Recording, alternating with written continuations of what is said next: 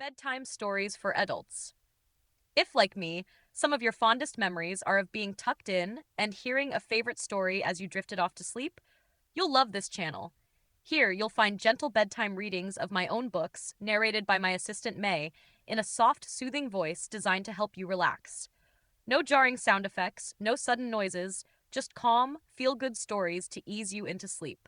If you enjoy these stories and would like to support the channel, you can also find all of my books available on Amazon.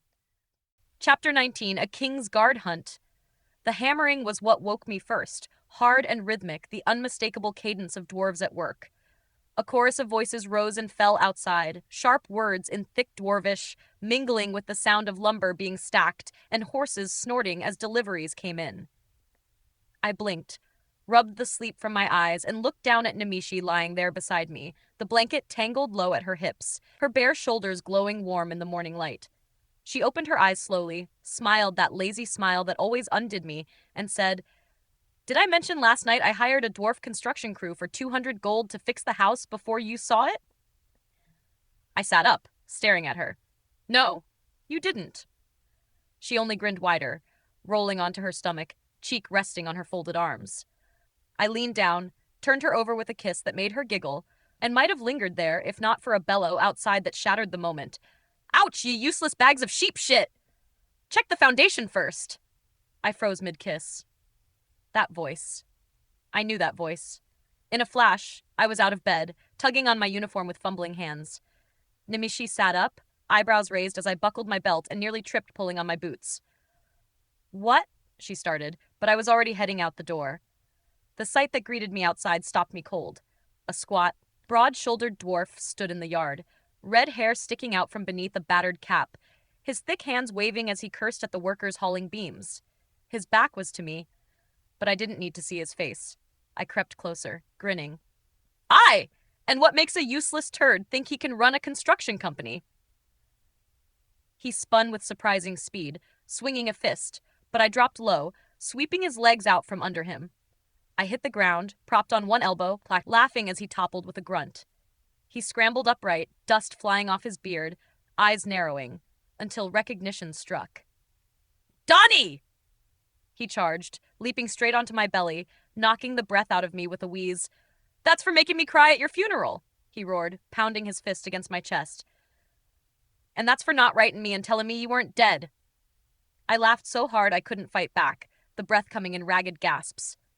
Then suddenly his weight shifted. Max froze, eyes wide, and raised his hands in the air like a man caught in a raid. I turned my head and found Nimicie standing there in her hunter's leathers, bow drawn, an arrow aimed square at his head. "Some friend," she spat, "jumping all over your belly." I scrambled to my feet, pulling myself between them, hands raised. "No, Nimicie, don't shoot him. He's a friend." She didn't lower the bow. "Some fucking friend." "No, Nimicie, please, put it down. I want you to meet Max Hammerworth." Her eyes narrowed. "We've met. Get back to work with you." Max bobbed his head frantically. "Aye, miss!" He bolted, beard bouncing as he ran back toward the crew. I shook my head, chuckling, and plucked the arrow from her string, slipping it back into her quiver. "He wasn't hurting me." He thought I was dead. Him, me, and Danny Dixon. We were as thick as thieves growing up. Nimicie crossed her arms, still fuming, but I hooked her arm and tugged gently. "Come on. Come apologize for making him shit himself." I was laughing too hard to resist. We found Max barking orders again, though the tips of his ears were still red. I clapped a hand on his shoulder, and he glanced at Nimicie like she might string him up anyway. "Max, this is Nimicie Mondore," I said, giving her a proper introduction this time. "My partner, my lieutenant, and the woman who's saved my hide more times than I can count." Max puffed out his chest, then squinted at me. "So it's true then. This is your ranch now." "Bought it fair," Nimicie said. He snorted. "Fair? Ha! You overpaid by 100,000 gold, easy. Those Dixons must have danced all the way to retirement." I raised my brows. "Retirement?" Max nodded. "Danny's quitting the guard. Took his parents down south. Early retirement. Warm beaches, no snow, no chores. Can't say I blame him. But I'll tell you what, 200,000 gold for this place?" "Donnie, you've been robbed." I shrugged, grinning at Nimicie. "Worth every coin." "Aye, maybe."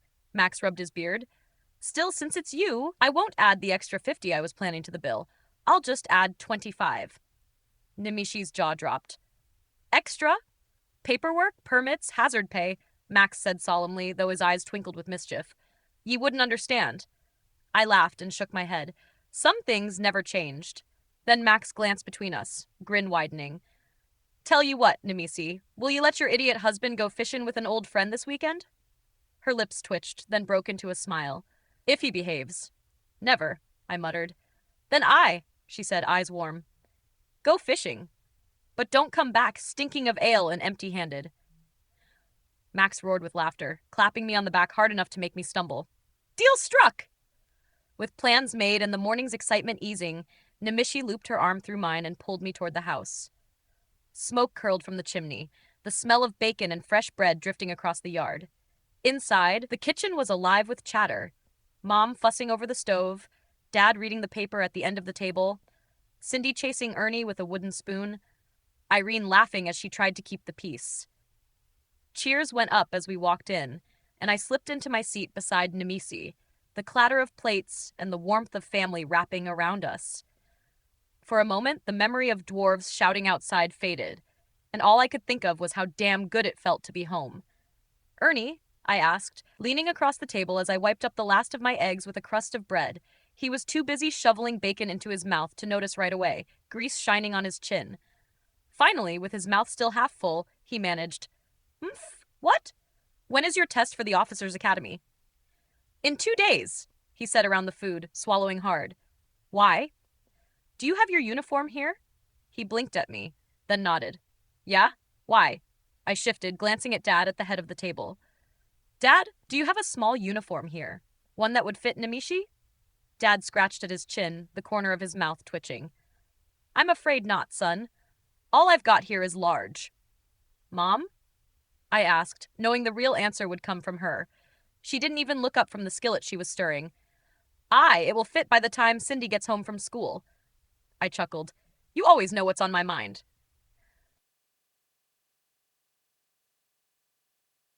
What's going on? Irene asked, setting down her cup of tea with a suspicious arch of her brow. I held up a finger to stall her. Cindy, I said, turning to the little whirlwind still trying to balance a slice of bread on her fork. When you get home from school today, would you like to play the king again for Chili? Yes, she squealed, bouncing so hard her chair nearly tipped. Dad finally caught on, his eyes lighting with mischief. You're going to bugle in a bear? His chuckle turned into a full laugh, shaking his shoulders. Why not? I said with a grin. You wanted a ceremony to welcome him into the family. This is a Kingsguard family, even the name of our new ranch. Oh, Mom cut in, dropping her spatula and pointing straight at me. So you finally told him, did ye, Nimicie? Nimicie swallowed the last of her eggs and leaned over to kiss me on the cheek. Yes, Ma, and he's okay with it. I love my Donnie so much. Mom clucked her tongue, shaking her finger like she had when I was 10 years old and had stolen cookies from the pantry. Now, he's not yours yet. He's still be mine until the two of ye say the words. The whole table erupted in laughter. Both Irene and Ernie, still holding each other from the joke, broke in yelling at once. What's bugled in? Dad chuckled, wiping his beard with the back of his hand. I'll explain it. Don's got work to do. I pushed back from the table, my chair scraping on the floor, excitement thrumming in my chest. I'm getting into my buckskins and getting the barn ready. Nimicie, come join, please. I didn't wait for her answer.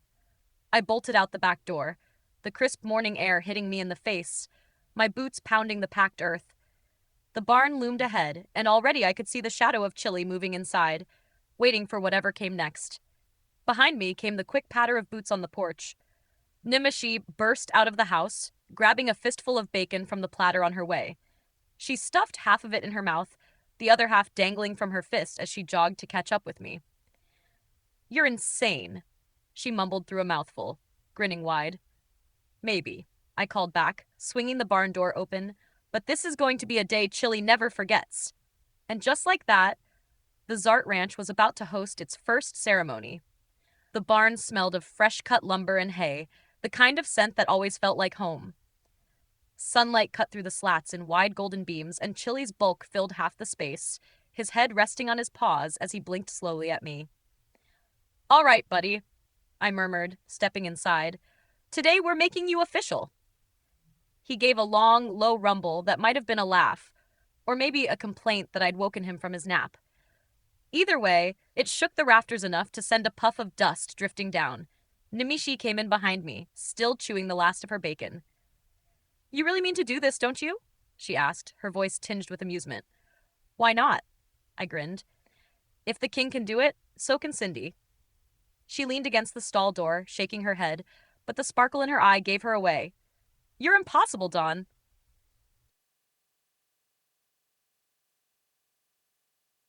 By midday, the whole family was buzzing with preparations. Dad and Ernie dragged in 2 heavy benches, setting them like pews facing the barn's wide aisle. Mom bustled in with a bundle of flowers from her garden, muttering about weeds and prettying up the place, whether the bear cared or not. Irene fussed over Cindy, braiding her hair into twin crowns and pinning a scrap of fabric like a cape at her shoulders. Cindy strutted around the yard with a stick in one hand like a scepter, practicing her royal voice in tones that made the chickens scatter. "Hear ye, hear ye," she squeaked, chin lifted high. "By the power of me, King Cindy the First, I hereby bugle in this bear." Chili, lounging in the barn doorway, lifted his head and blinked at her as if trying to decide whether to take the child seriously. "Needs work?" Dad grumbled, hammering a nail into one of the benches. "A king doesn't squeak." "I don't squeak," Cindy shouted back, her little face red as a beet. Ernie snorted so hard he nearly dropped the hammer, and Mom swatted him upside the head. "Hush now! Let the girl practice." When the hour came, we gathered in the barn, the smell of hay, horses, and polish mixing with the faint smoke from Mom's potbelly stove still warming leftovers back in the kitchen. Chili stood in the center of it all, surprisingly patient, his head tilted as if he understood the importance of what was about to happen. Cindy marched up the aisle with all the pomp she could muster, her cape flapping behind her, her chin so high she nearly tripped over her own feet. Irene played along, humming something halfway between a hymn and a drinking song, while Dad beat his palm on the bench like a drum. "Presenting," Irene announced in her best announcer's voice, "Her Royal Highness, King Cindy the First." Cindy stopped before Chili, puffed out her chest, and raised the stick high like it was a golden scepter. "Chili Zart!" she declared, her voice ringing in the rafters. "By the authority of the Zart family and the Kingdom of Stormwind, I hereby bugle you in as an honorary Kingsguard and a member of this family forever."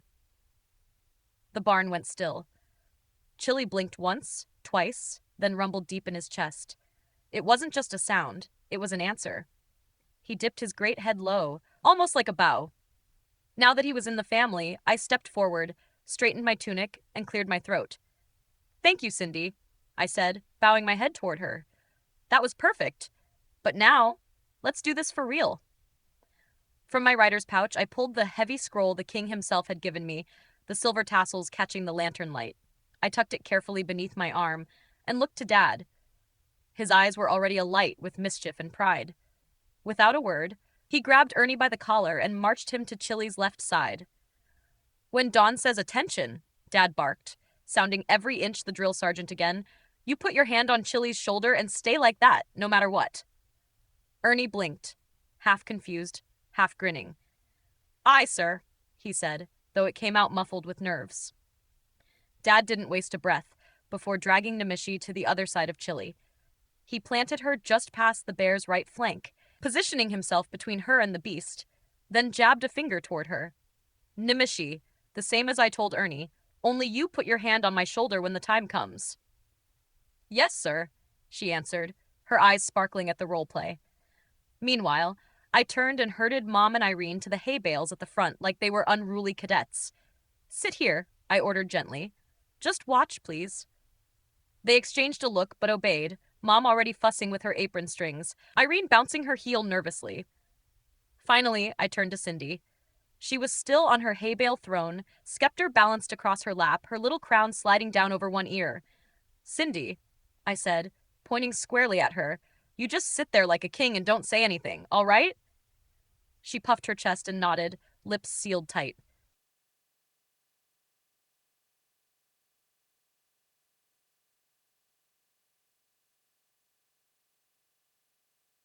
I inhaled deeply, turned to face them all, and bellowed from my gut, "Guard!"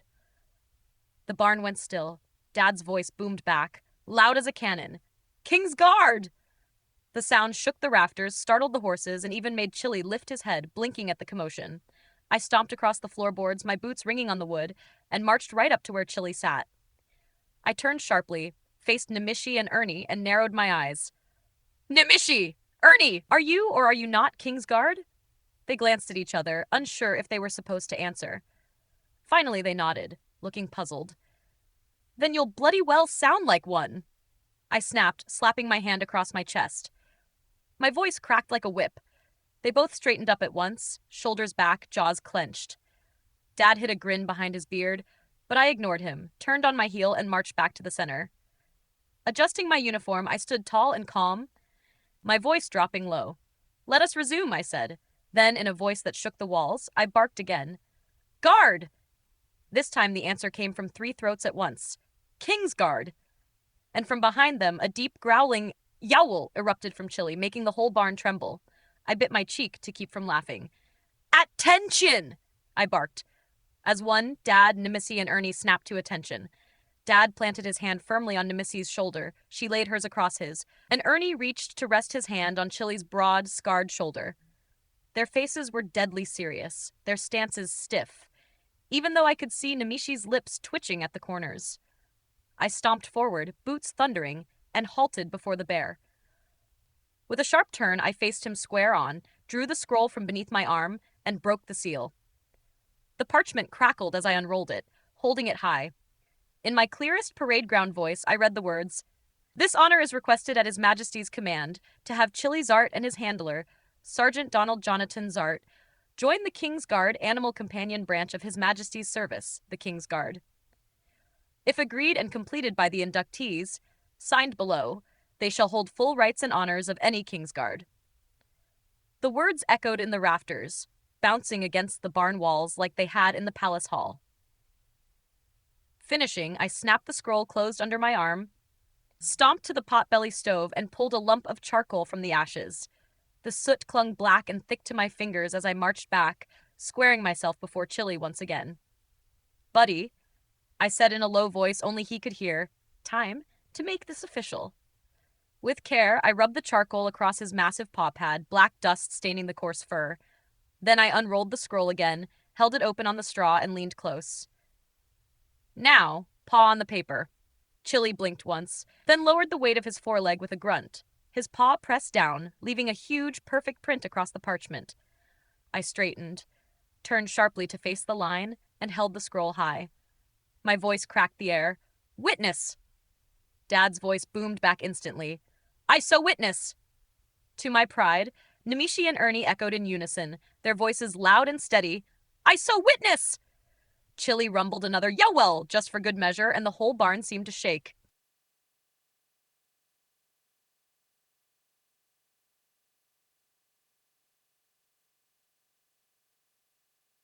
I turned, did a sharp about-face, and strode toward the front, holding the scroll open to Mom and Irene. Lowering my voice with respect, I said, "Witness." Mom rose slowly, apron balled in her fist, tears already streaking her cheeks. "I so witness," she whispered. Irene stood tall beside her, voice firm. "I so witness." Spinning on my heel, I marched back to the center, tucking the scroll safe under my arm. Then I bellowed once more. "Guard!" "King's Guard!" roared Dad, Nimicie, and Ernie. "Yowell!" thundered Chili. "Dismissed!" I shouted. The line broke instantly, and the barn exploded with cheers, laughter, and hugs. Nimicie threw her arms around me. Ernie clapped me so hard on the back I nearly dropped the scroll, and Chili lowered his head for a round of petting from everyone brave enough to reach for him. Mom, overwhelmed, bolted from the barn with her apron pressed over her face. A few minutes later, she returned, cheeks red, muttering about dust in her eyes. Dad stepped forward, wiping his hands on his trousers, his eyes shining with pride. "That scroll belongs above the hearth in the new ranch house," he declared. "Framed proper, where every Zart can see it." I pressed the scroll into his hands, my chest swelling with pride. For a moment, standing there in the golden glow of lanterns and family, with Chili rumbling happily beside us, it felt like the world itself had been set right. Morning broke clean and cool, that pine on the breeze and a thin skein of mist draped over the pastures. I stepped onto the porch with a mug of coffee and a grin that already had trouble in it. Dad, Ernie, Nimicie, I called, turning back toward the kitchen door. How do you feel about a King's Guard hunt? Weapons and uniforms, please. Ernie whooped from the pantry, nearly bowling over Cindy as he sprinted for his kit. Dad lifted an eyebrow. Then his mouth tugged into that old wolfish smile as he pushed back from the table. Nimicie just wiped her hands on a towel and said, "At last," as if she'd been waiting her whole life for those words. 5 minutes later, Ernie clattered onto the porch with a shiny shotgun cradled like a prize. Dad and I took one look and burst out laughing. Ernie frowned, offended but trying to look dangerous. "What?" Dad plucked the shotgun from his hands, still chuckling. "Son, when you see the size of these bears, you'll understand." He disappeared into the hall closet and came back with a long iron-kissed relic that smelled faintly of oil and oak. 50 cal long rifle. If it kicks you back into next week, that's a sign you did it right. He thumped the stock into Ernie's palms. Breathe, anchor your cheek, let the weight work for you. Ernie's eyes went round as saucers. Yes, sir.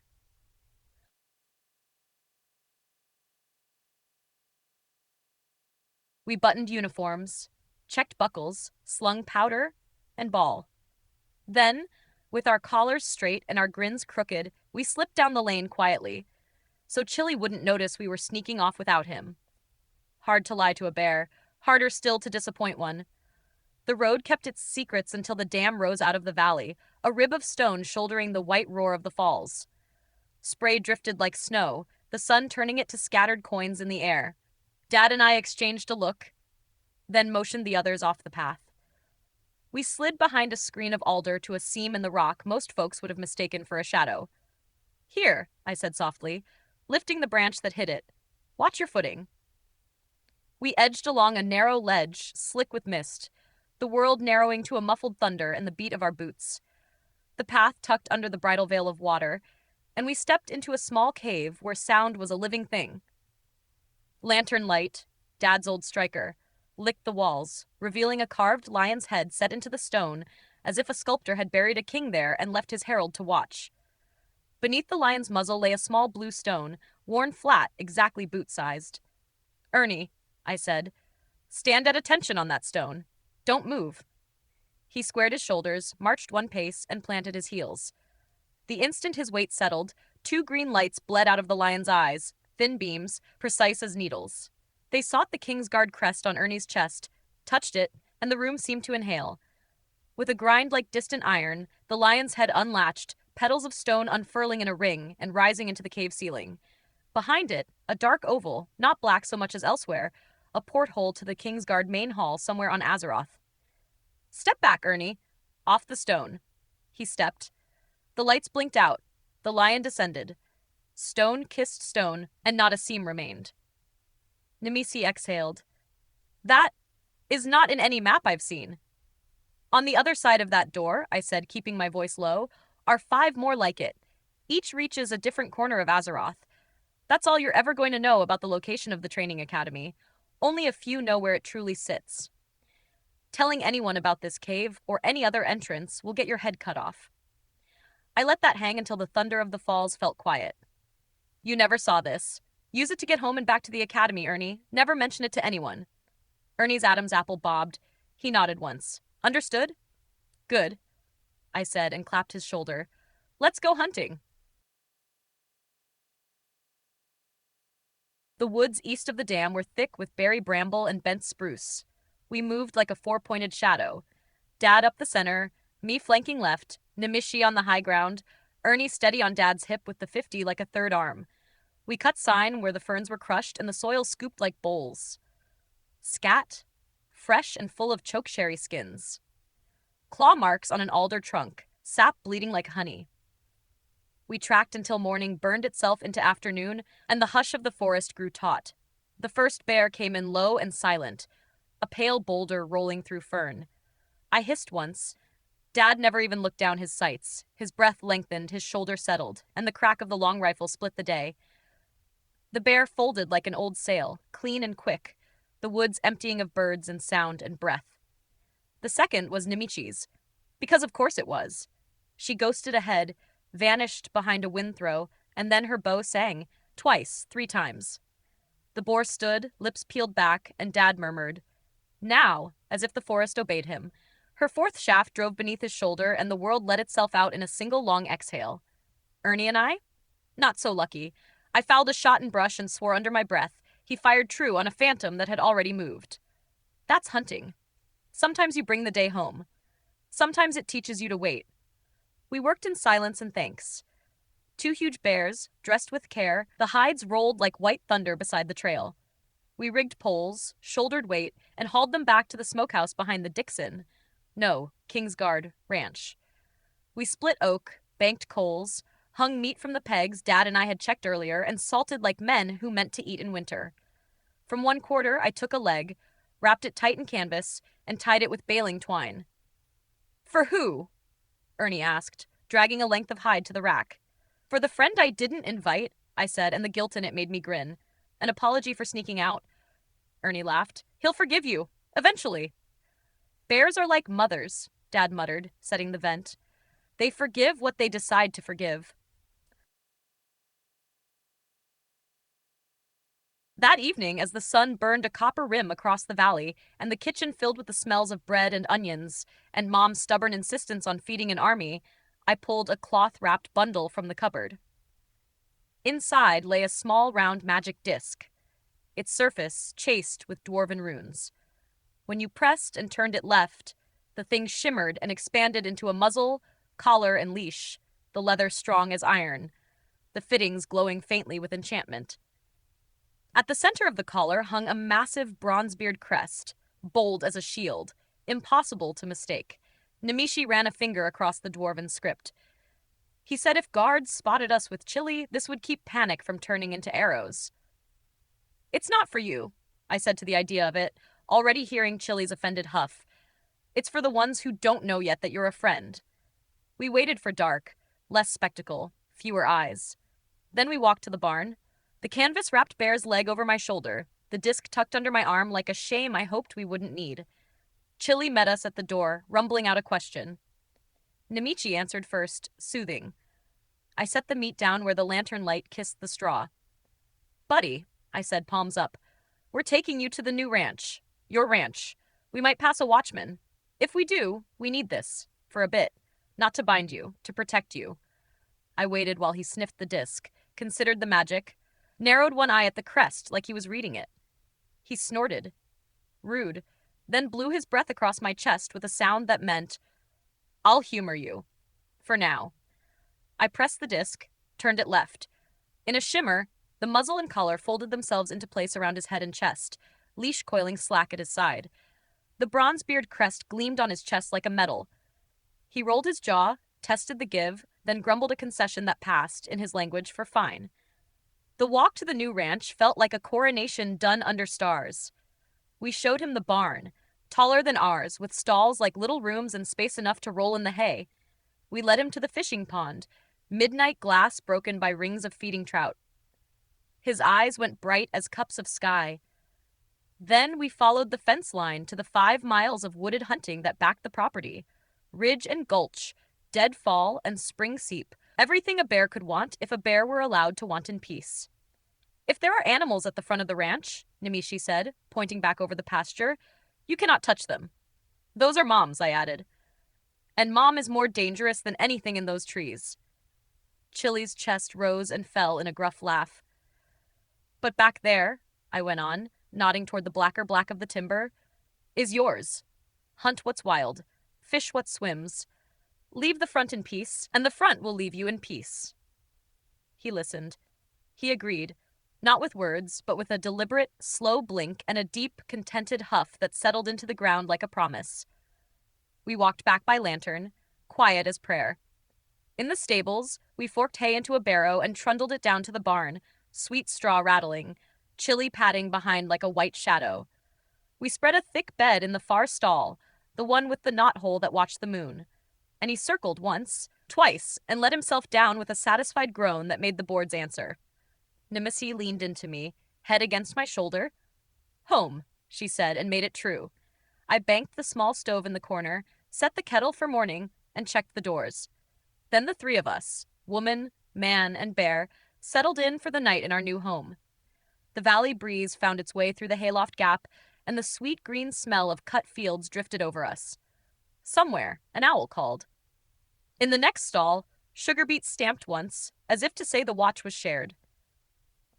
I lay with my back against Chili's warm flank, Nimicie's fingers laced in mine. Through the timbers, I could feel the ranch breathing, barns finished and still, smokehouses working, ponds holding secret shine, woods waiting for dawn. The day had begun with a joke about a shotgun and ended with a bear choosing a family, and sleep came down like a blessing. Chapter 20, Home, Not So Sweet Home. The first light of morning had barely touched the rafters when I woke to the hammering of dwarves. The sharp ring of iron nails against timber and the guttural calls of orders in dwarvish drifted in through the cracks of the barn walls. Nimicie's arms were warm around me, her breath soft on my neck, but the racket outside told me the day had already started without us. "Up, everyone! We're burning daylight!" I muttered, more to myself than anyone else. Slipping carefully from her arms, I pulled on enough clothes to keep modest and headed toward the well. A few cold pulls of water on my face cleared the sleep, and with the bucket full, I started back toward the barn. That's when I spotted Max. His squat figure was barking at a crew of dwarves hauling lumber, gesturing wildly as they stacked beams against the half-finished house. For a moment, I grinned to myself. Better sooner than later, I thought. They were going to find out about Chili anyway. "Hey, Max," I called, setting down the bucket. "Come into the barn for a minute." He wiped his brow, giving me a curious look, then jogged over. "Aye, what is it, lad?" "I be workin'. I want you to meet a friend of mine." Max smirked, already suspicious. "I've met your lass, Donnie, and I no be wantin' to meet her again, thank ye kindly." I rolled my eyes. "No, you idiot. Come in the barn." With a shrug, he followed me through the wide doors. I positioned myself behind him in case he bolted. The moment his eyes landed on Chili sprawled across the straw, his jaw dropped. "By the devil's beard?" Max swore, stumbling back a step. "Donnie, ye have a huge white bear in here? He your friend?" "Aye," I said calmly, laying a hand on the bear's flank. "And he's no longer Mangleclaw. He's Chili, a polar bear from the Northlands, a Kingsguard bear." Max gawked, that's eyes wide as dinner plates. "And ye be his handler?" "Aye," I admitted with a grin, "but not the only one." I pointed toward the gray lump stirring under a blanket. Nimicie poked her head and shoulder out, her hair tousled from sleep. Max's eyes nearly popped from his skull. He went pale, throwing his hands up as though caught red-handed. "I be workin', miss. Donnie called me in here. I no came on me own." "It's fine, Max," Nimicie said, voice still heavy with sleep. "Go say hi to Chili." Hesitant, he skirted wide around her, keeping a cautious distance as he stepped toward the bear. Chili lifted his massive head, scarred muzzle twitching as he sniffed Max from head to toe. "He's beautiful, Donnie," Max whispered, wonder softening his voice. Then he frowned. "Why's he shaved in spots?" I stumbled, thinking fast. "Hornet wasps. He's allergic. Makes his fur fall out." Max nodded sagely. "Ah, ye poor grand beastie." Slowly he extended a hand. To my surprise, Chili lowered his head, letting Max scratch between his ears. "Hiff?" the bear rumbled. Nimicie, now pulling her tunic over her head, translated with a yawn. "He wants to know who you are, Max." "Oh, I be Max Hammersmith, a childhood friend of Donnie here." Chili sniffed him again, blowing a gust of warm breath that ruffled Max's beard. Max chuckled nervously. "Do I stink, Chili? Been working, you know." Then he glanced sidelong at Nimicie, who was fastening her belt as she crossed toward us. He promptly pulled me in front of him like a shield. "What's his problem?" Nimicie asked, puzzled. I gave her a look. "Gee, I don't know. Maybe it's the assassin outfit. Or maybe it's because yesterday you pointed an arrow at his head." "You were jumping all over my husband, Max," she shot back. "I wasn't going to kill you." Extending a hand around me, she offered. "Hi, I'm Nimicie. Pleased to meet you properly this time." Max hesitated, but finally shook her hand, still cautious. "Pleased to meet ye, miss." "Yowl, hiff," Chili grumbled. Nimicie whipped around. "Oh, shut up, you. I am not a scary bitch." She grabbed a bucket, stomped toward the door, and threw a glance back. "Men, scared babies." Then she was gone, chuckling all the way. Max blinked after her, bewildered. I smirked and asked, So, you think I can let Chili out of the barn to hunt? Or are your crew going to freak out and try to fight him? Oh no, Donnie, Max assured me. This is not Dun Morag. Those old, suspicious, tight-fisted codgers give modern dwarves a bad name. I raised an eyebrow as he edged toward a keg of ale I'd left by the wall. Help yourself, Max. And pour me one too, I said, toweling off at the basin. He grinned and filled 2 mugs, bringing one over. What about him? He asked, jerking his head toward Chili. He doesn't like it, I said with a shrug. If I've had too much, he holds his nose. Max laughed into his ale, then slapped his knee. Donnie lad, I want to freak out me men. Ye think he'd let me ride him out of the barn? I snorted. Ask him. Chili, ye grand beastie, Max boomed, already chuckling. Would ye let me ride ye out of the barn and over to me men? The great bear lowered his shoulders in answer. Max whooped and clambered up, gripping fistfuls of fur as Chili lumbered toward the doors. From outside came Max's booming voice. All right, ye lazy bastards, this be Chili, me new foreman, and he be hatin' lazy dwarves. Roar! Chili bellowed for effect. The clatter of dropped tools followed, then screams as dwarves bolted in every direction. A cloud of dust rose down the road, dwarves scattering like rabbits while Max ran after them, waving his arms. No, lads, I only be jokin'. Come back! I rushed out to find Chili lying in the dirt, watching the chaos with what could only be described as smug amusement. His massive head swiveled toward me. See what you did? I scolded. Yowl, came his unbothered reply.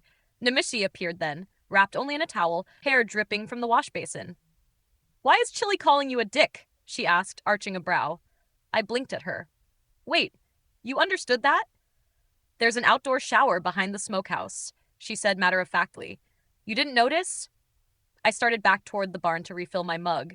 Nimicie followed, still in her towel, hounding me with the same question. Why is Chili calling you a dick? I groaned, scrubbing my face with both hands. It was going to be a long morning. After an ale or 5, I was finally cooling off, leaning against the keg in the barn, the last of the foam settling in my mug. The place was quiet now, unusually so, ever since Max's little prank with Chili had sent his whole crew of dwarves running down the road in a cloud of dust. With no hammers ringing and no shouting outside, the sudden silence felt almost strange. Chili was out in the back 40 hunting, so the barn seemed emptier than usual, missing both his rumble and the dwarves' racket. That stillness didn't last. From outside came the sound of voices, familiar ones carried on the breeze. Donnie? Nimicie? I straightened at once, shaking my head to clear the ale haze. Hide the weed, I blurted automatically. Nimicie spun on her heel, eyes flashing wide. What? What weed? I waved a hand, grinning sheepishly. Just a reflex, love. Old habits die hard. She groaned, shaking her head at me. Light, help me. You're impossible. Dawn, your parents are calling us. Let's go. Right. Coming. I set down my mug, tugged my buckskins into place, and jogged with her out of the barn. The sight waiting at the front nearly made me laugh and wince all at once. There sat my father on the buckboard, reins still in his hands, face red as a forge fire. Mom was beside him, cool as ever, though her lips were pressed tight, the kind of look she saved for when she was trying not to scold me in public. The team was lathered from a hard run, steam curling from their flanks in the cool morning air. There you are, son. Nimicie? Dad's voice carried a mixture of relief and exasperation. By the light, don't give your old man a heart attack like that again. He exhaled hard and sat down heavy on the buckboard as Mom, cooler-headed as always, took over the words he couldn't seem to settle on. Well, Nimicie, Dawn, she began, folding her hands as if to keep herself steady. We were bringing your buckboard wagon and team up here nice and slow, enjoying the ride, when a whole crowd of angry dwarves came down the road waving their arms and hollering about Mangleclaw on the loose. Her tone made it plain what she thought of that rumor. And right behind them came that nice Hammersmith boy, Max. She gave me a pointed look. He shouted, Mr. Zart, your son's alive, sir? And then gave me the strangest look, like we were the ones in the wrong. Dad snorted, cracked the reins for emphasis, and growled, Well, that tore it. I wasn't about to sit there listening to more nonsense. We've been driving like mad ever since. Near shook the wheels off the wagon just to get here and see you with my own eyes. I stepped closer, holding up my hands in surrender. Mom, Dad, we're fine. It was just a small joke from Max and Chili that went sideways. Chili's out back hunting. No Mangleclaw, no danger. Mom sighed, climbed down from the buckboard, and swept Nimicie into a warm hug before turning on me. She spread her arms, and I leaned down obligingly, only for her to seize my ear in a grip like iron. Apologize to your father for scaring an old man, she ordered, marching me forward like a boy again. Sorry, Dad, I yelped, trying not to laugh as she tugged harder for emphasis. She finally released me, shaking her head, then pulled me into a proper hug after all. With that settled, she slipped her arm through Nimicie's and said warmly, Now, dear, show me your new home. Her tone was gentler now, but her eyes still carried that sparkle that told me I wasn't entirely off the hook yet.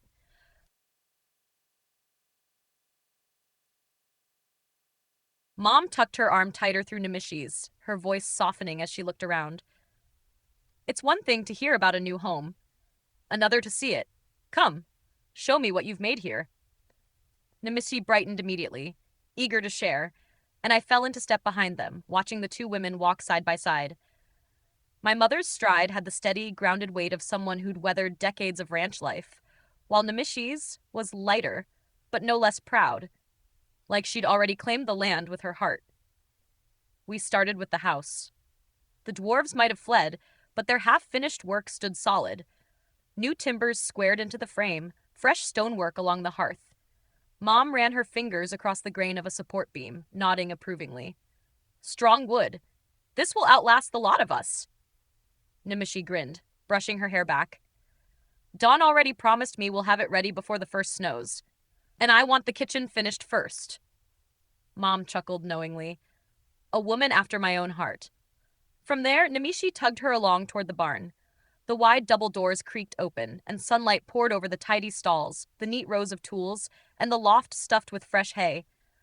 Sugarbeet nickered from her stall, ears flicking forward in greeting. There's my girl, Mom said softly, stepping closer. Sugarbeet whinnied again, nudging toward her with clear recognition. She remembers me. She'll remember anyone who slips her a sugarbeet, I teased, leaning against the stall. Nimicie shot me a sharp look, but there was a smile under it. She fished one from her pouch and held it out. Don, you'll ruin my secrets. Sugarbeet crunched happily, and Nimicie added under her breath, Don't tell your mom. Mom caught that, of course, and laughed so hard she had to brace against the stall. Oh, Nimicie, you'll fit right into this family just fine.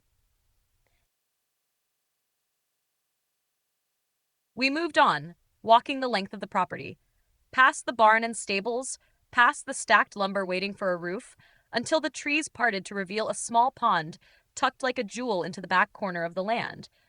The surface shimmered with darting fish, their ripples catching the late sun. Mom stopped in her tracks, her breath catching just a little. A pond. And stocked, too. You've thought of everything. Not me, I admitted, slipping an arm around Nimicie's waist. She did. Said a ranch without water nearby was like a hearth without fire. Mom reached out and patted Nimicie's hand warmly. You're right, and wise beyond your years, girl. We lingered there a while, the three of us, watching the pond and the woods beyond. The air smelled of pine and damp earth, of new beginnings. For once, words weren't needed. Finally, Mom sighed contentedly. It's a good place. A fine place. The King's Guard Ranch, you said? Nimicie nodded, smiling. Our home. I stood behind them, hands on both their shoulders, and couldn't help but feel the truth of it sink into my bones. For the first time, this wasn't just land, or walls, or even a dream. It was ours. Dad caught up with us at the pond, breath easy from the walk, though his eyes were wide at the sight of Chili lumbering right behind him with a deer head dangling from his jaws. The thing swung grotesquely, tongue lolling, antlers bouncing with every step. Oh, look, Nimicie, I said, grinning. He's got a new ball. Chili's chest rumbled with a proud hiff, tail swishing as if to say he'd found the prize of the century. Dad clapped a hand on my shoulder, shaking his head in amusement. Beautiful pond, son. I wish I'd brought my fishing gear. His eyes gleamed like a boy's despite his years. That sparked something reckless in me. Fishing can wait. Dad, Nimicie. I raised my voice, calling across the pond. You two up for a game of football with Chili?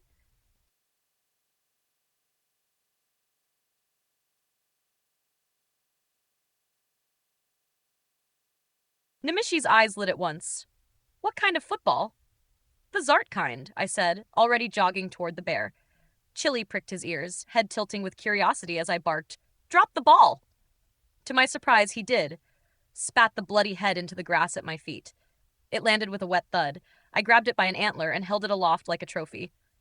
"All right, here's the rules," I explained quickly. Dad to the left, Nimicie to the right, me in the middle. If Chili gets past us to the barn, he scores. Mom, I turned toward her with a grin. You're the ref. If anyone tags Chili proper, you yell tag, drop it, and toss the head as far as you can. That's a point for us. Mom rolled her eyes but couldn't hide her smile. Oh, I'll referee this madness. Everyone got it? Yeah, came the shouts from Nimicie and Dad, followed by Mom's whistle-like shrill call. Chili responded with a sharp, "Yo-well!" that made us all laugh. All right then, Chili, I roared, holding the head high. Football! With all my strength, I hurled the deer head toward the trees. It arced through the air, spinning end over end before vanishing into the brush. Chili bolted after it, faster than a horse at full gallop, dust rising under his paws. For a heartbeat, I wondered if he'd understand the game at all. But then he came bounding back, head dangling from his teeth again, eyes glinting with mischief. His target? My father. Chili darted left, right, then left again, feinting like a veteran ball carrier. Dad bent his knees, arms spread wide, waiting. For a moment, it looked like Chili had fooled him, sliding just past his flank. But then Dad's hand shot out lightning fast. He missed the bear, but not the ball. His fingers closed around the antler, yanking the head free as Chili skidded past. Sweet Beth! Dad bellowed triumphantly, holding the grisly thing high. One for us. Chili spun, shocked, and barked a protesting, "Yowl! Go get it, boy!" Dad laughed, hurling the deer head farther than I'd managed by half. It sailed out into the meadow, and Chili thundered after it with a speed that left dust boiling behind him. This time he tried Nimicie's side. He feinted left, rolled right, came back again, paws churning, shoulders twisting like a wrestler's. Nimicie lunged for him, missed, spun, cursed, then dove again, just as Chili surged past her. Desperate, she leapt onto his back. Oi, Nimicie! I shouted, half laughing, half horrified. But she was already jamming her fingers into the bear's ears, wriggling and shouting with wicked glee. Chili bellowed, paws flying as he swatted at the annoyance. He stumbled, rolled, and went crashing down into the grass in a spray of dust. Nimicie tumbled clear in a perfect roll and popped to her feet, arms raised like a gymnast. The deer head rolled to her boots, practically offering itself up. That's cheating, Dad barked, pointing at her. Nimicie only stuck her tongue out at him before scooping the ball and heaving it with all her might. It sailed end over end and splashed right into the middle of the pond. 2, she shouted. 1.5, Dad countered, shaking his head. You cheated. But by then, Chili had shaken himself and was already barreling toward the pond. Chili, no, I cried, too late. With a thunderous leap, he belly flopped right into the center. The water exploded, spraying us all as if the pond itself had erupted. Fish flew through the air, bass, trout, even a frog or two, raining down around the banks. Lights, mercy, Mom cried, dashing forward. She was the first to act, scooping up the bigger bass and tossing them further onto the bank, while hurling the smaller ones back into the pond. Nimicie dove in beside her, laughing and shrieking as she grabbed fish barehanded and flung them to safety. Dad and I rushed in too, catching fish, tossing them, laughing so hard we could barely breathe. By the time the pond calmed, Chili had somehow managed to trot all the way back to the barn, with the deer head clamped proudly in his jaws. He tossed it high, caught it again, then rolled in the dust with a roar of victory. Final score, I announced breathlessly, collapsing onto the grass. Zart humans, 1.5. Chili, 21 fish. Nimicie threw her arms up. He cheated worse than me. But Chili only huffed, flopping on his back, tossing the head up with his paws like a pup. We gathered the salvaged fish, 2 each for our dinner, and carried the rest to Chili, who accepted them with a pleased rumble. Mom wiped her hands on her apron, shaking her head, but smiling all the same. You're all daft. Completely daft. But I'll admit, she glanced toward the barn where Chili lay gnawing on a bass. That's a game I'll not soon forget. Nimicie crouched by the well-worn plank by the barn, her hands steady as she cleaned and gutted the fish we'd pulled from the pond.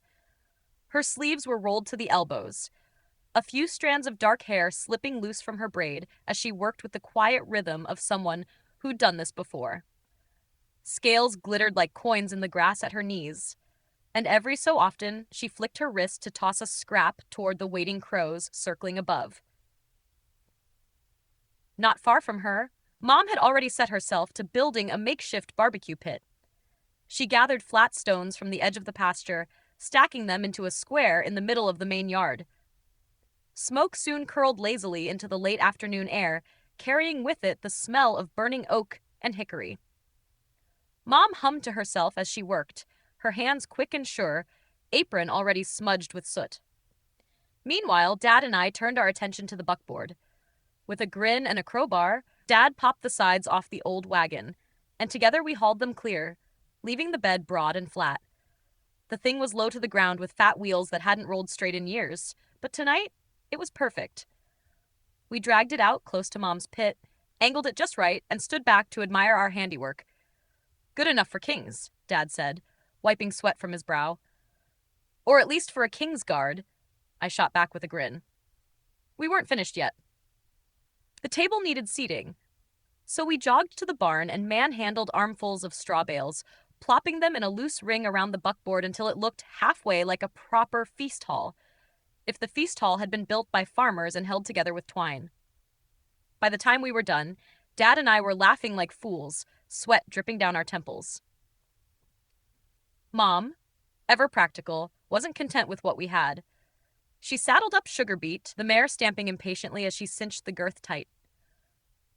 "You've fish and fire," she said, "but a table deserves proper fixings. And ale. And something for this poor beast to munch." She patted Sugarbeet's neck and swung into the saddle as if she were 20 years younger. "I'll fetch it from the Zart ranch. Keep things tidy while I'm gone." And with that, she was off at a steady trot, Sugarbeet's tail swishing as they made their way down the road.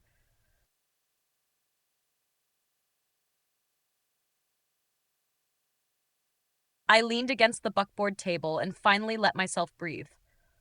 "Where's Ernie, Irene, and Cindy?" I asked. Dad poured us each a measure of ale from the keg.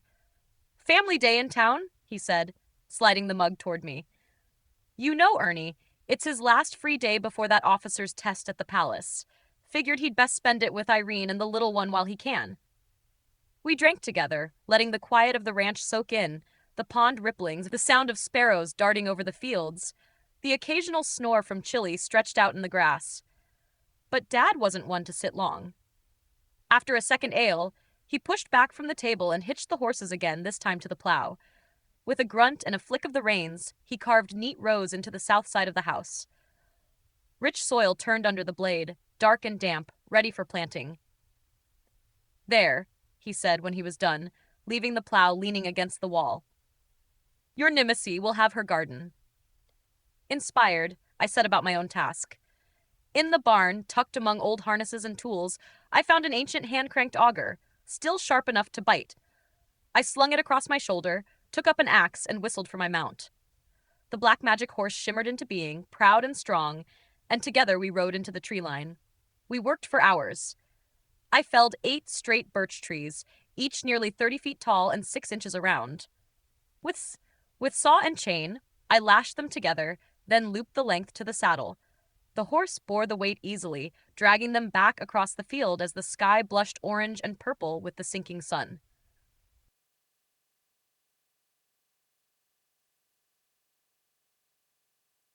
By the time I returned, Nimicie was crouched in the soft dirt, her hands stained from planting sugar beets in careful rows.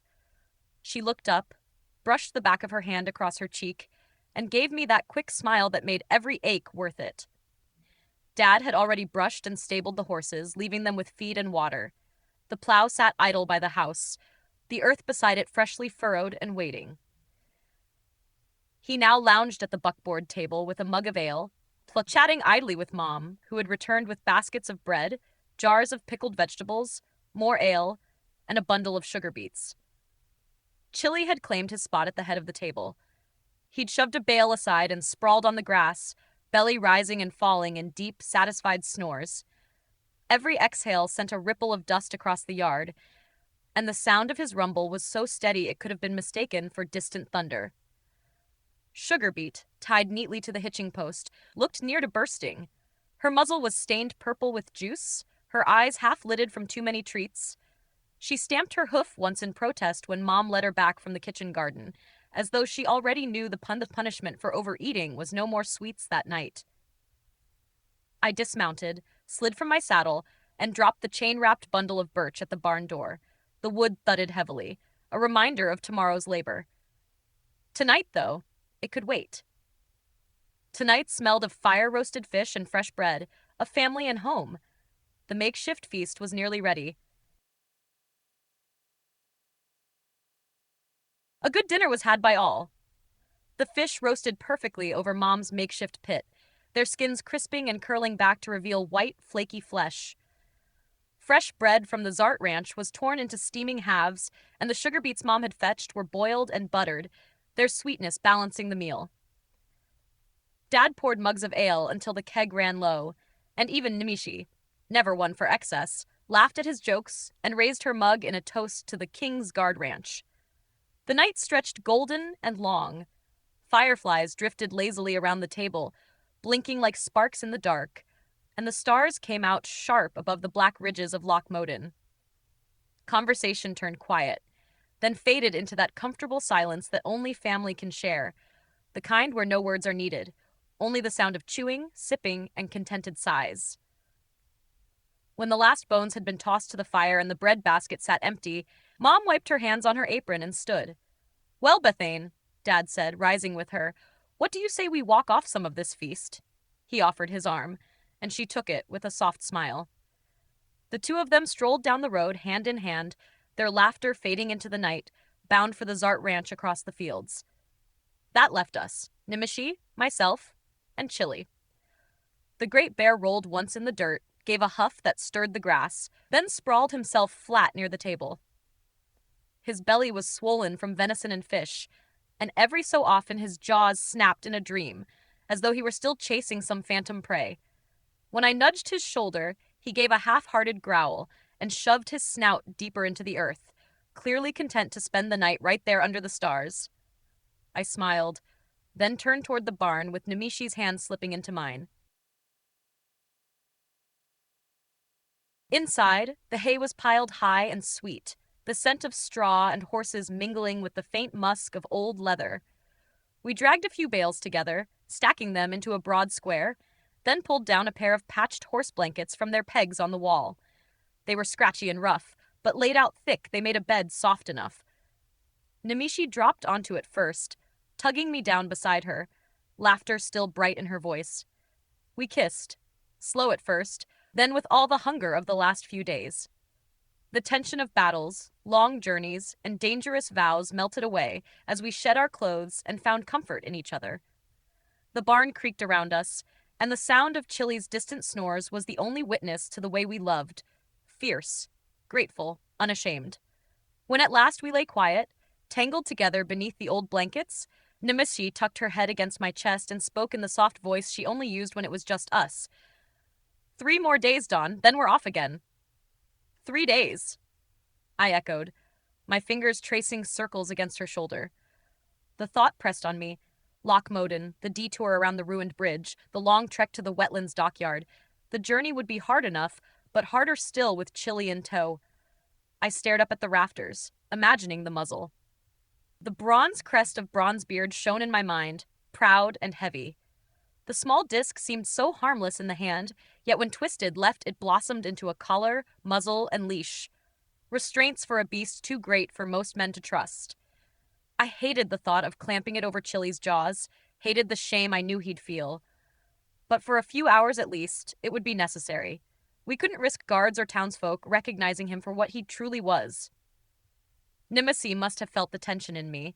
She lifted her head, kissed my chin, and whispered, "He'll understand. He trusts you." I let out a long breath, the worry easing, if not gone. But I'll never like it. Her arms wrapped tighter around me, her warmth pulling me back into the moment. Then we'll make it quick, and when it's over, he'll be free again.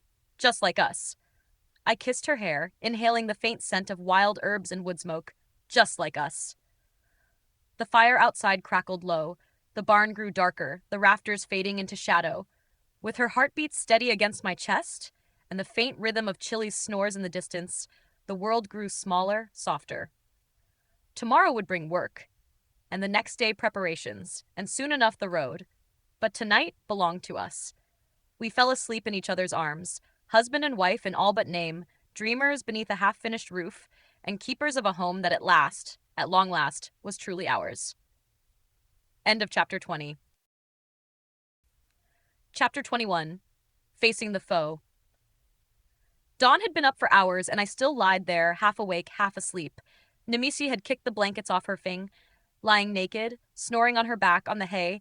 I opened my eyes to look at her, her beautiful alabaster breasts, her puffy pink nipples, like the final scoop of cherry foam on top, a vanilla ice sundae rising and falling with her breathing. Her flat tummy, her shaved pinkness, all reminded me what a beautiful package this sharp, surprising, loving, wonderful woman was wrapped in, and I thanked my lucky stars she was mine. Just then a knock at the barn door. Yowl snore from Chili. I threw a blanket over Nimicie and got a pair of buckskin pants on and answered the door.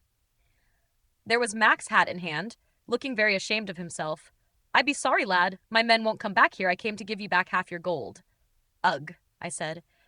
"Keep it for now, Max. Don't move. We'll be right out." "Up, everyone. We're burning daylight.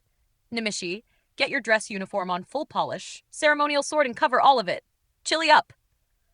"What's going on?" Nimicie asked sleepily as she got dressed. "It's time we washed our dirty laundry in public." I said, getting my uniform on. "We've got a problem, and if we don't nip it in the bud, this will never be our home." As soon as Nimicie was mostly dressed, I flung open the doors. "Max, get in here," I ordered, and continued getting dressed. Once we were dressed, I said, "Line up, everyone." "Okay." I started pacing back and forth in front of Nimicie, Chili, and Max. Because of Max's and Chili's little joke yesterday, we've got a town full of people scared, and I'm sure spreading rumors that will ostracize us from this community, and we can't have that. Nimicie, I know these people. We won't be able to buy a loaf of bread for miles.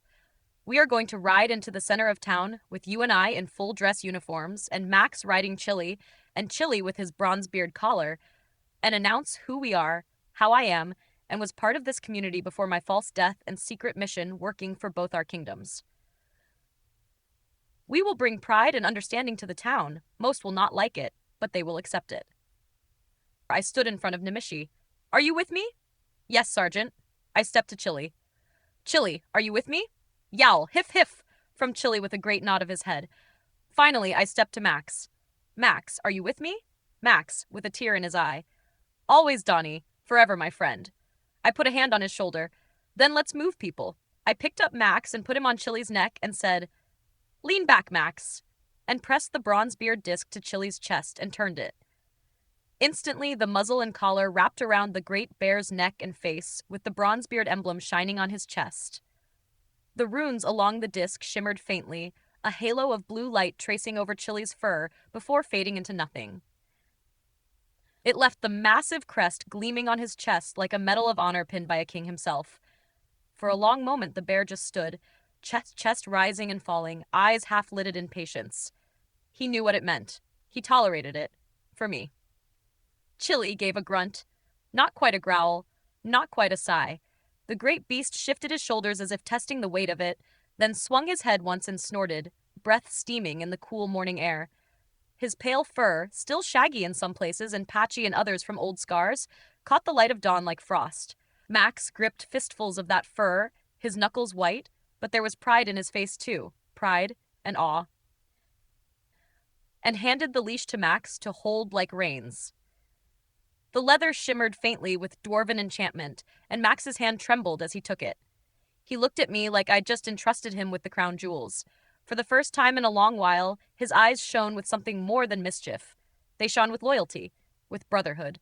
He leaned forward slightly, face close to Chili's neck, and whispered something only the bear could hear. Chili's ear twitched once, acknowledging. I whistled for my magic mount, and my black steed appered, as if the very shadows had been called to form. The air bent and folded. And then the great warhorse stepped forward from nothing, black as a midnight storm, hooves striking sparks where they touched the earth. His eyes glowed faintly red, his mane tossing as if stirred by an unseen wind. He pawed the ground once, hard enough to shake dust from the barn rafters, then lowered his head in greeting. I swung into the saddle in one smooth motion, the weight of armor and duty settling on me all at once. Nimis got on Sugarbeet, whose face was still stained with beet juicy. The mare tossed her head happily, lips smacking as though she still tasted the sweet purple root from the night before. The stain on her muzzle looked ridiculous, like a child caught with jam on her cheeks, and for a moment the tension of the morning cracked.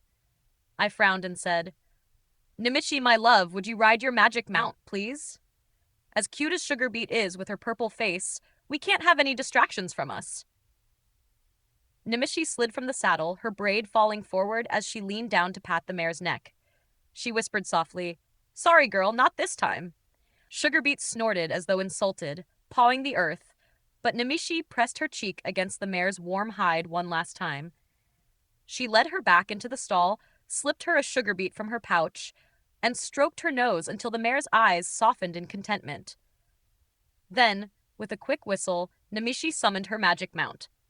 The air shimmered and cracked like ice under a sudden thaw, and a magnificent charger stepped forth, glowing faintly with light, its coat silver white and mane bright as moonfire.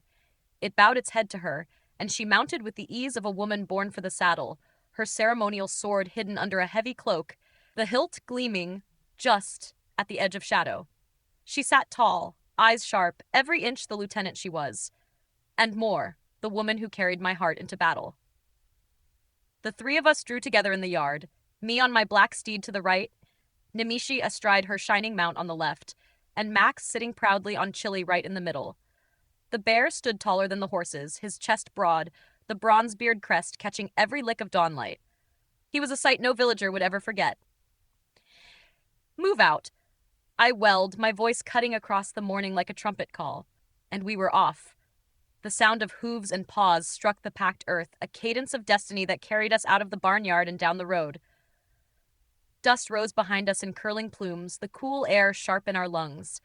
The early sun gilded the treetops and flashed against steel buckles, polished boots, and the proud emblem that marked Chili as not a monster, but a Kingsguard bear.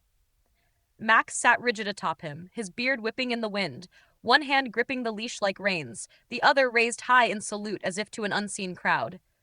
Nimicie rode with a queen's bearing, her cloak snapping behind her, her sword's outline hidden but unmistakable beneath the folds. I rode forward with my chin high, my steed's eyes glowing, at the iron of his hooves ringing like bells of war. We did not ride as wanderers.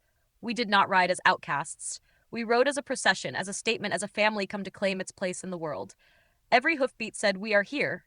We are not hiding, and we will be known." Ahead lay the Zart Ranch, and beyond that, the town that whispered of Mangleclaw, of monsters, of shadows. They would see us today. They would see the truth. We arrived at the Zart Ranch, and I got off my mount and went inside, leaving Nimicie, Max, and Chili waiting at the gate. The dawn light slanted gold across the fields, smoke curling from the chimney, the smell of coffee and fresh bread still hanging in the cool morning air. Inside, I found Mom and Dad at the table. Telling them what was going on, my father rose without a word and began to pull on his uniform, the old creases and polish still sharp as ever, while Mom slipped into her Sunday best, pinning her hair with practiced hands. She hitched up their Clydales to their buckboard with the ease of long years, snapping the reins with authority. When they rolled out of the yard, it was with heads high, falling neatly behind us in procession, like the honor guard they truly were. We proceeded to town in perfect form. My black steed strode to the right, Nimicie's glowing charger to the left, Chili marching like a war banner in the center, with Max sitting proud on his back. The bronze beard crest shone on Chili's chest, each glint of light like a proclamation that he belonged, that he was no monster, but a decorated soldier. Behind us, the buckboard rattled steadily, the Clydales snorting in rhythm, my parents' house presence lending the weight of history to our march. It was a column of family and purpose, of old loyalty and new vows. I asked Max if he would translate into Dwarvish for me what I would say word for word. Though I knew just about everyone in town spoke common, It would be an honor they would not soon forget. Max puffed his chest out at the task, tugged his beard straight, and gave a nod so firm it nearly toppled his cap. Arriving at town in slow procession, we found it already stirring. The sound of hooves, paws, and wheels had carried far, and a following of grumbling dwarfs with weapons in hand was already shadowing us. Suspicion, anger, and fear bristled in their eyes. Max lifted himself tall on Chili's back and started, "Ow, lolly, ow, lolly, lolly," a dwarvish cry to gather people to an announcement or news. His voice rang down the cobbled streets like a hammer on iron, echoing off stone and timber until shutters opened and boots shuffled into the square. We all proceeded to the center of town and faced the street, the four of us in line, with Mom and Dad standing proudly behind us on the buckboard. The horses stamped, Chili shifted his great weight, and slowly the crowd pressed closer, muttering, craning, weapons half raised but held. I waited, silent and still, letting the tension pull them in like a drawn bowstring. When I was sure most of the town was present, I got down off my horse, took my hat off, and tucked it under my arm.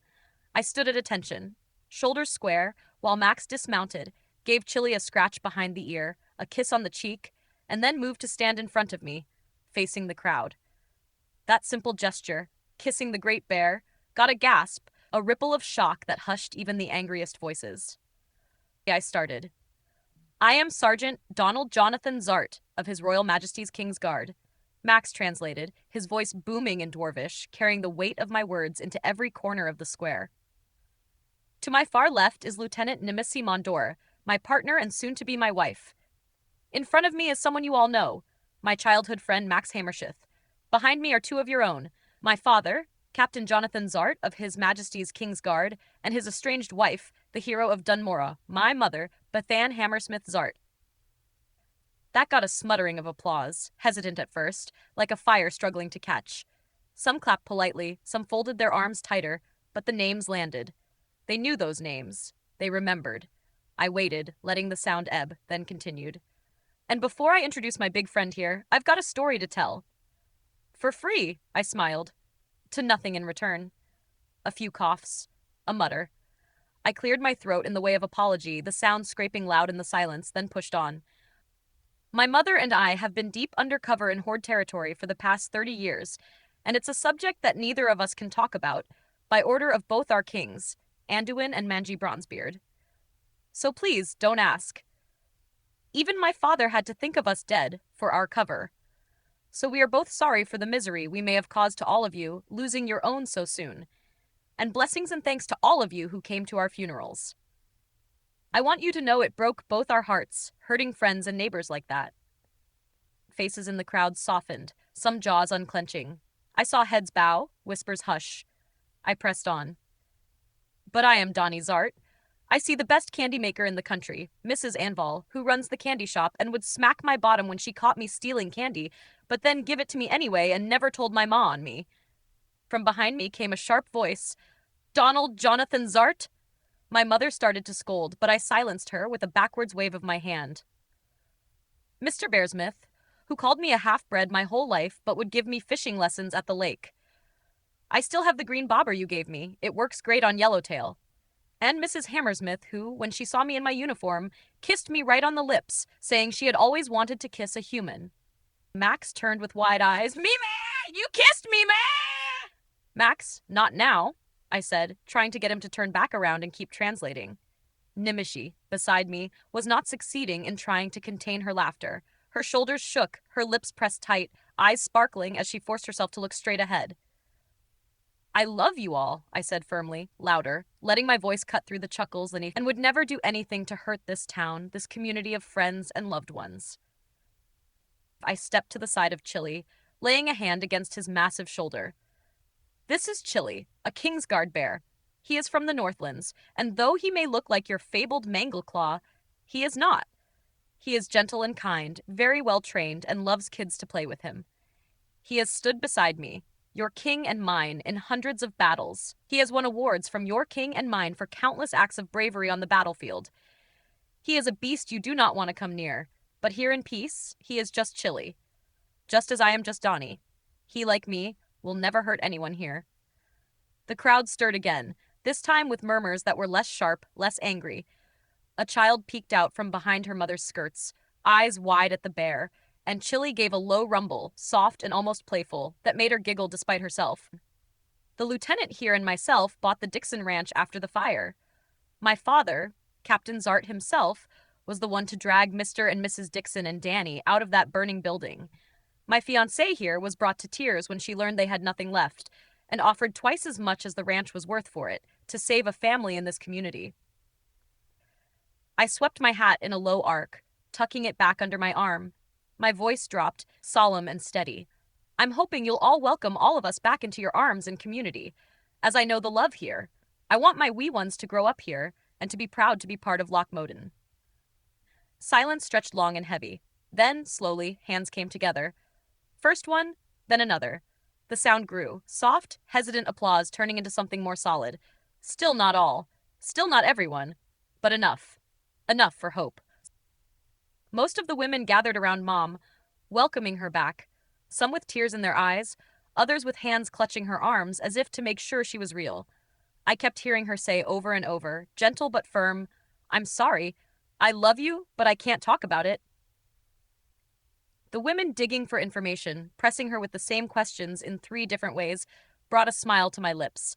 She never faltered, never revealed more than she should, but her eyes were soft and her arms open. To them, Bethan Hammersmith Zart had returned from the grave, and that was miracle enough. Some of the men stepped closer, their boots crunching against the cobbles, eyes narrowing as they studied Chili. Their weapons were still at their sides, hands close, but the edge of danger had softened. They were cautious, not hostile, and that was progress. Chili, to his credit, did nothing more than sit back on his haunches and blow a long sigh out through his nostrils, the air ruffling a few beards in the front row. A couple of the dwarves chuckled despite themselves, scratching their whiskers as though they didn't quite know what to make of him.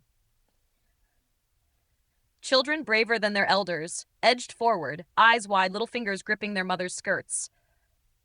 Mister, one piped up, can we play with your bear? I knelt slightly, tipping my hat to them with a smile. Oh, I be sorry, little ones. He's working today. But if you come to the King's Guard Ranch, we'll be having treats and a game of football with him. That earned a chorus of gasps and giggles. A few of the boys puffed out their chests, already dreaming of the day they'd tackle a bear. A lady came up to the side of Nimicie then, her shawl pulled tight, her eyes bright with curiosity. I be havin' human and night elf dresses in me shop, Lieutenant. Would ye care to take a look? Nimicie smiled, her dark hair catching the light as she leaned down. Don, I'm going shopping, she announced, swinging her leg over and sliding from the saddle with a grin. I yelled after her as she slipped into the crowd.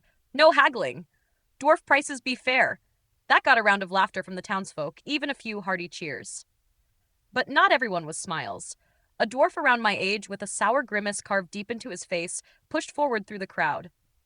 His eyes locked on me like a challenge. If ye be Donny Zart, he said, his voice low and rough, who be I? I smiled, remembering at once. Ye be that bastard Peter Bixby, who put a snake in me sleeping bag and stole me first girlfriend. Without hesitation, I slapped him on the shoulder, hard enough to rock him on his heels. For a heartbeat, he glared, then the scowl cracked into a grin, and he laughed, a booming sound that broke the tension. He pointed over toward where my mother stood, surrounded by women, still fussing over her. There she be, the love of my life. Been married 27 years now. Pete, your family is furniture makers. Are ye as well? I asked, eyebrows raised. Aye, he nodded proudly, his chest swelling a little.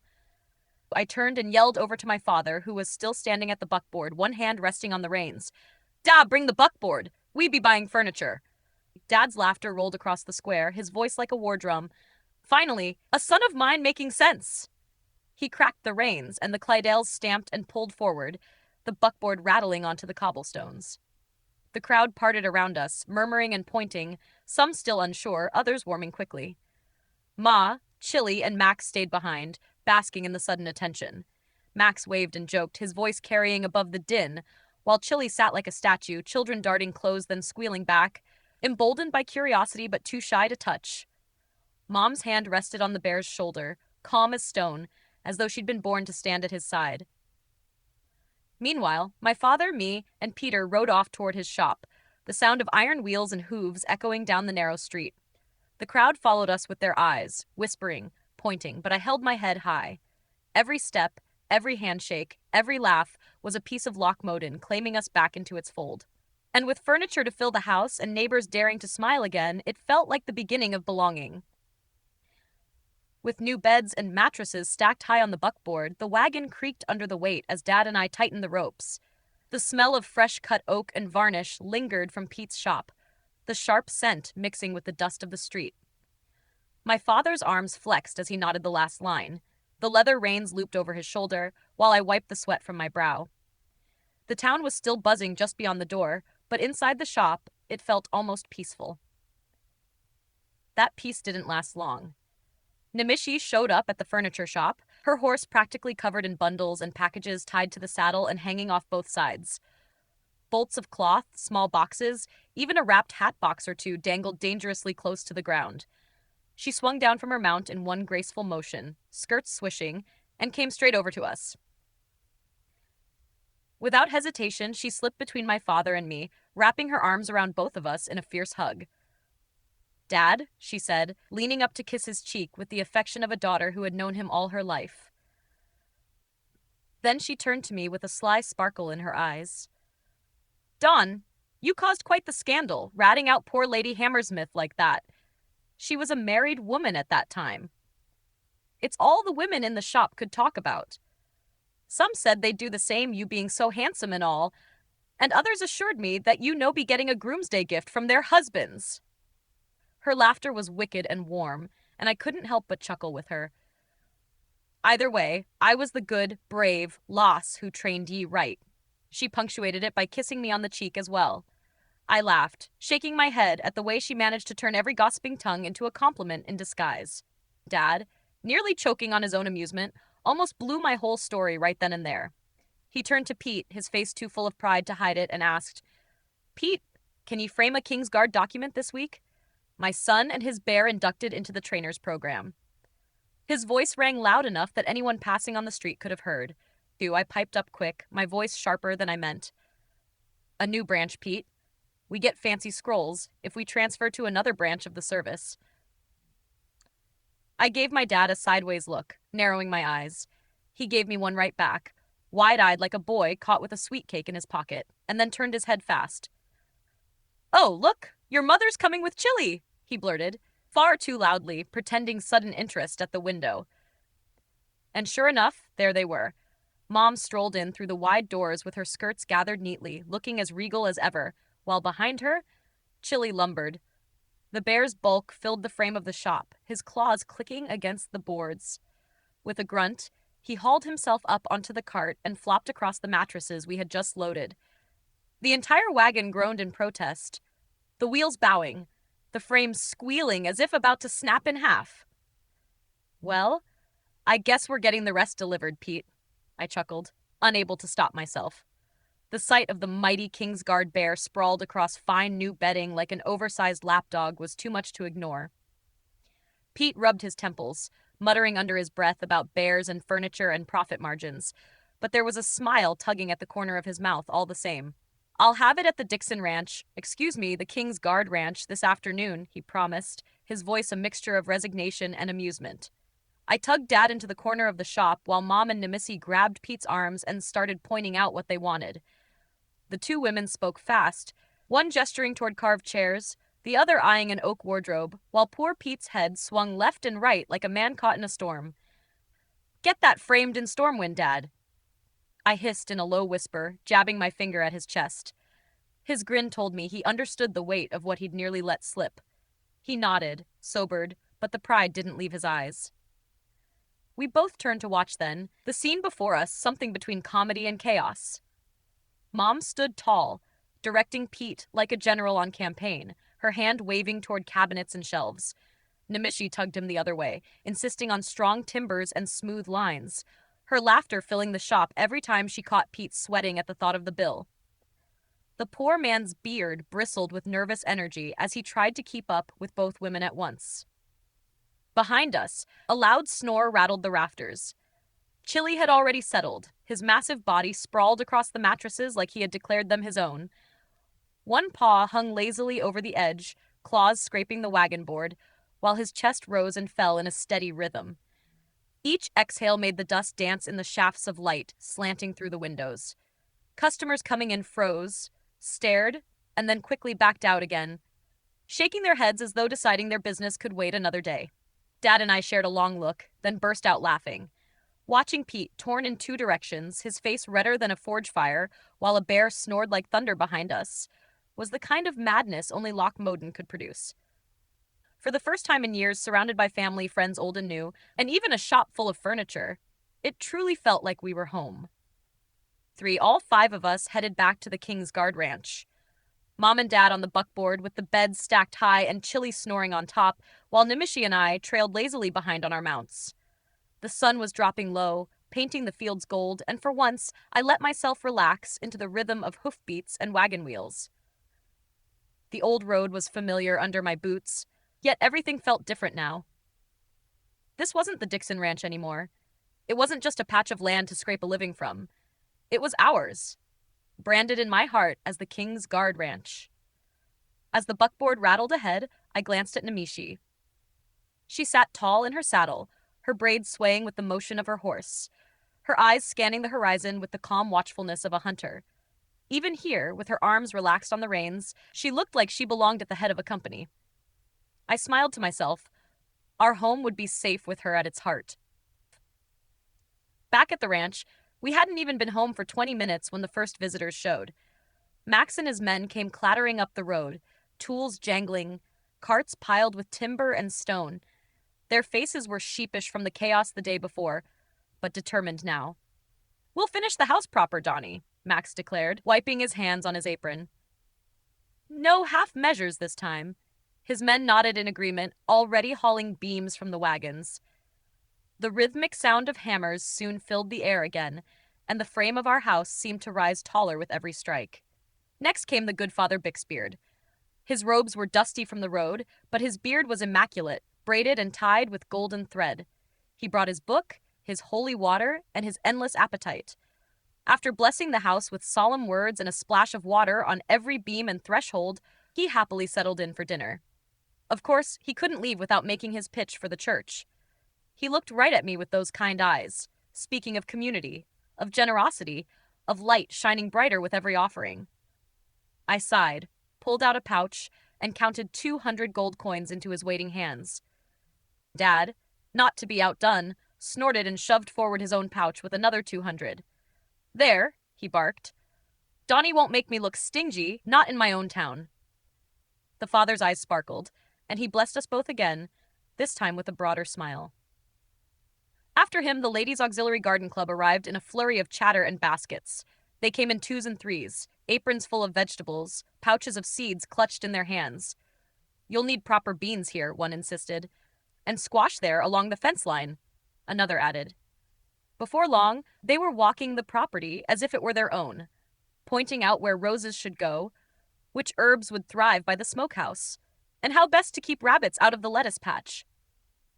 Nimicie tried to thank them, but their voices rolled over hers in a tide of good intentions. I leaned against the fence and chuckled, watching her surrounded by 20 determined gardeners, nodding politely while they planned our land as if it were part of their club charter. Then came the furniture delivery. Poor Pete's lads looked like they'd rather wrestle ogres than walk into our yard. They carried heavy tables, wardrobes, and chairs on their backs, while the women of the garden club stood in the doorways shouting suggestions. "Put it by the window," one barked. "No, closer to the hearth," cried another. The poor delivery men staggered back and forth, moving the same heavy cabinet 3 times before Nimicie finally clapped her hands and declared the decision final. I caught Pete's eye and raised my brows in sympathy. He only shrugged, muttering, "Better them than me," as he wiped sweat from his beard. By the time the sun dipped low, Irene and Cindy had arrived. With Ernie off at the academy, Nimicie insisted they stay the weekend.